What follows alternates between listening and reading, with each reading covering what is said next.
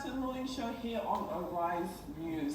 Now, whether or not the novel coronavirus ends up inciting an all-out recession, the discerning entrepreneur ought to make sure they are prepared and properly positioned for any impact the contagion might have on their business. Joining us now to speak on the impact on businesses and mitigating circumstances and measures is event planner extraordinaire, the CEO and creative director of Mahogany International, Mr. Shola Oyebade. Good morning, Mr. Oyebade. Thank you for joining us here on the morning show. Good morning. We want to start at the crux of your industry that you are in control of. We know that first, almost one of the biggest initial directives from Lagos State, for example, was that they was to advise against public gatherings of more than 50 people, and then it was reduced to 25 people. As someone dominating the event space, naturally that would be a huge blow to your business. How have you been surviving in the aftermath? Well, it's been an enormous impact to the business. I mean, as you know, service industry has become a major mainstay of the Nigerian economy. And immediately, the state and federal governments decided to shut down events, all kinds of social gatherings, meant that our industry came to a complete and utter standstill. I mean, we had to make immediate decisions, very hard decisions, such as laying off all contract workers. Also, we've had to send staff home immediately because there's just absolutely nothing for them to do. A lot of them are going to have to go on unpaid leave, which is going to affect them and affect their families. We don't know how long this will last, and some of us still have offices to run. We still have to maintain those offices and other associated equipment and things that go along with that. So the impact is absolutely is phenomenal, and we had to make these decisions to make sure that there is an industry left after Corona.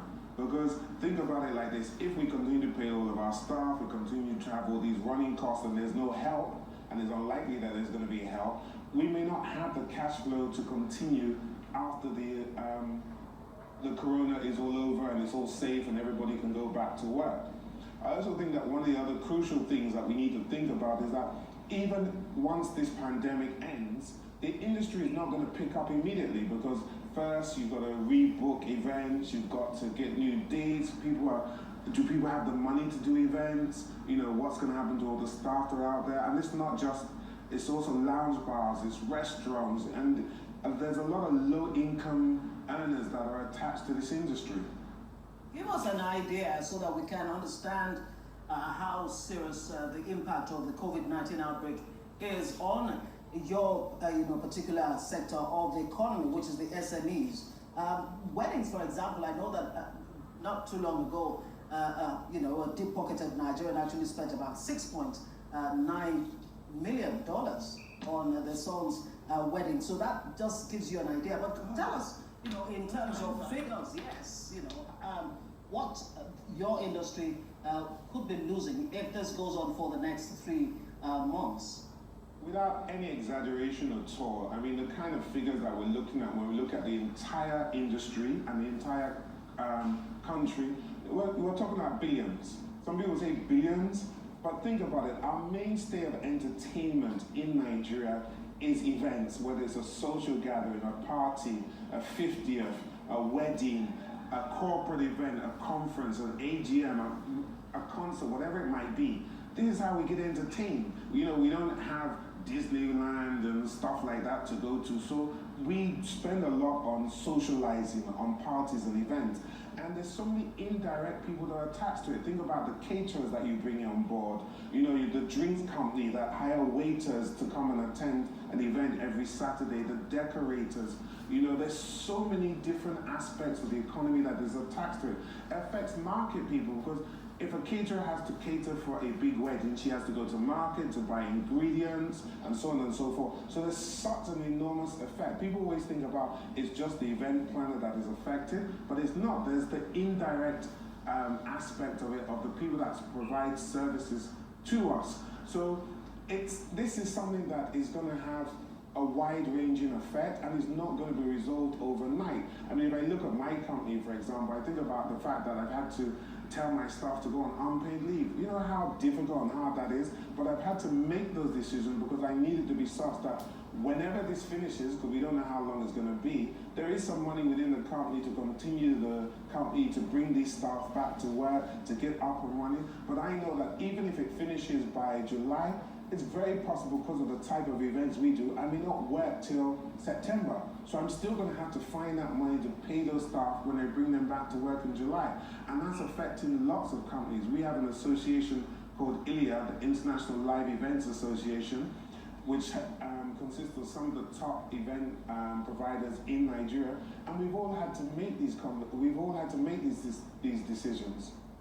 Now, speaking of money, we were talking earlier about the economic stimulus package that's just been passed in Nigeria, and 1 trillion naira of that is going to be used to support local manufacturing as well as boost import substitution. If we look at your industry, the supply chain from the top down, I can imagine you get quite a lot of your supplies, decor, etc. from China. How, if at all, will this economic stimulus package affect you or assist you in the long term?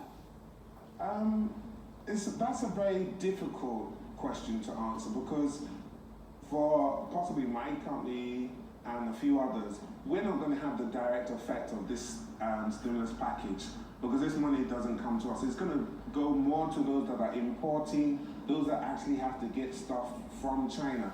You have to remember that those are just a small amount of people within the industry. The majority of people are service providers. You know, we provide a service to people that want to do weddings. We arrange the weddings, we arrange the party, the concert. People might have a lot of the equipment already on board if you're providing sound or you're providing light.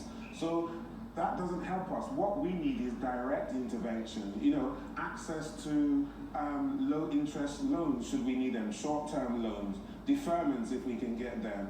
Do you understand? What are the things that can have a direct impact? How can we get our staff back to work? If we look at what the United States are doing, they are giving workers X amount of money for the next couple of months. Can our government do that for us? Because that would be great. If I could be able to give my staff back pay for the time that they're unpaid, and I'm sure other organizations would love to do that, that will make a tremendous difference. So I think the government needs to come up with a second package, which is direct benefits to organizations and to the industry like ours. To actually focus on an industry like your own, definitely this pandemic has highlighted the fact that there's a huge insurance gap in many industries. But for events, for example, when you are able to return to life as normal, business as normal, whenever that will be, how do you think your relationship with insurance will change at that time? Well, I think what the insurance company have to do is to come up with a package, because imagine how many people had events that were cancelled just as the event was meant to happen. I mean, I know on the weekend that the edict went ahead, there were literally hundreds of events that were cancelled last minute. These, either the client or the event companies had paid for services, which they can't get the money back. That's enormous loss both to the clients and to the event industry. So the insurance industry needs to come up with a package for cancellations, for things like this that may happen in the future, unforeseen circumstances and stuff like that. But would they do it? One of the hardest things that we always found with the insurance industry is they're very quick to take money, but it takes a long time to pay out, if at all. Typical, and at times like this, you wonder what kind of buffers you may have in place to mitigate the impact of COVID-19 while waiting for government's intervention. Do you have any kind of buffers in place, and what are they? Wow, this was not something that anybody was expecting. So the buffers, I believe, for the industry generally are not there. Otherwise, we wouldn't have been laying off staff, we wouldn't be facing this drastic situation that we're in now. The only buffers that we can have now are to try and plan ahead, to try and be sensible with our spending, to talk to our staff and to let them try and understand the situation we're in, to do everything that we can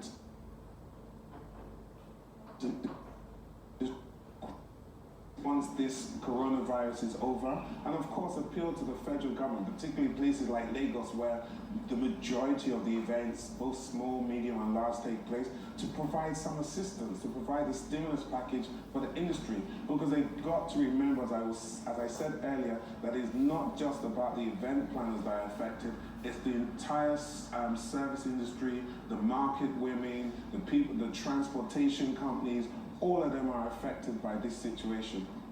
And now that Nigerians are beginning to realize that I might not even need an event planner to have a wedding, for example, I may not need a photographer to take good pictures for my wedding, and what have you. Are you concerned that post, why does Brexit keep coming to my mind, post COVID-19, that things may never really get back to the same for event planners like yours? And are you looking at the next page for your industry?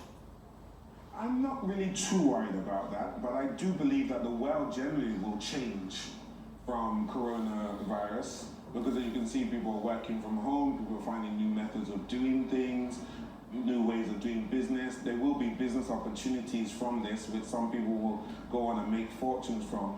For our industry, what might happen, it might slim down the industry in that there might not be enough work for everybody.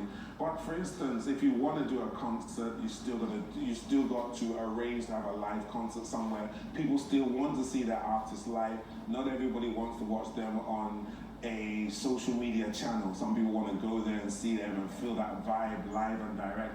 If you've got a wedding, yes, you might think you can arrange it by yourself, but you try it, and when you realize the headache and the expense, because you don't get the wholesale discounts that event planners can bring to you, it makes a difference.